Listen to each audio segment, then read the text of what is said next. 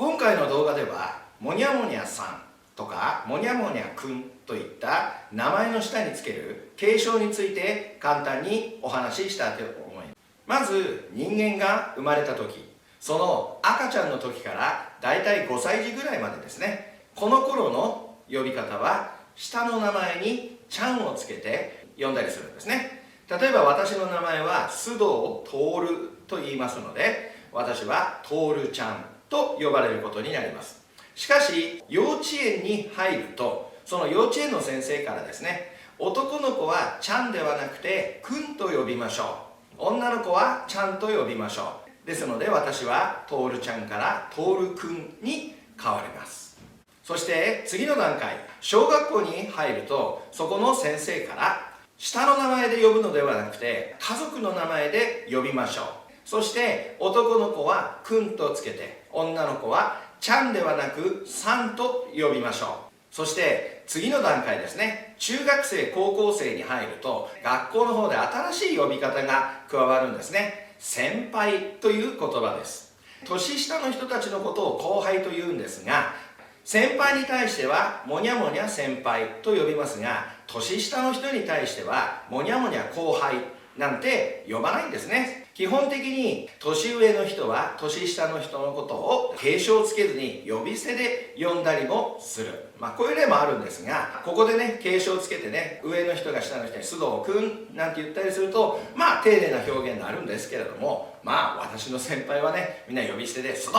って感じで、呼んでいました。また、仲間意識とか友達意識っていうのが働いて、お互いですね、敬称を省いて呼び捨てにしたりですね、下の名前で呼んだりとか、ニックネームで呼んだりする、そんな熱い関係が広げられるんですね。そしてさらに、青春時代ですから、恋愛なんていうのも経験します。恋人同士になったりすると、男とか女とか関係なしにお互いを下の名前で呼んだりする。もう大人の世界では、男とか女とか関係なく相手のことはさんをつけて呼ぶようになります。しかし大人になってから出会った人に対してさんをつけるんですね。ですので、昔から知ってる相手でしたら昔の呼び方、幼稚園の時に出会ったんでしたら、ちゃんなんて呼んだりもしますし、ですのでこういった原則背景を知っておくと、日本人同士が会話している時に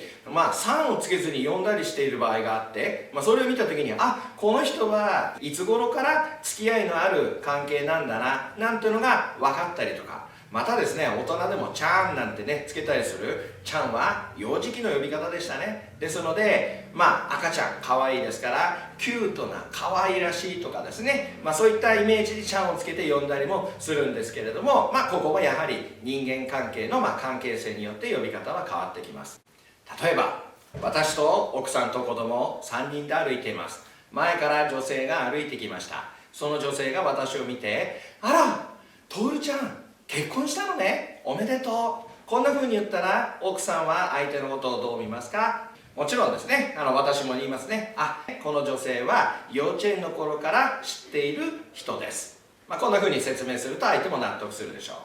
う。で、しばらくまた歩いていきます。すると今度また前からですね、素敵な女性が来て、その女性が私のことを、須藤君久しぶり、結婚したのね、こんな風に言ったら奥さんはどんな関係だって想像しますか？で、私が言うんですね。彼女は同じ中学校に通っていた女性です。これで納得するでしょう。で、今度はまた女性が来ますね。で、その女性が私に向かって、あら、徹、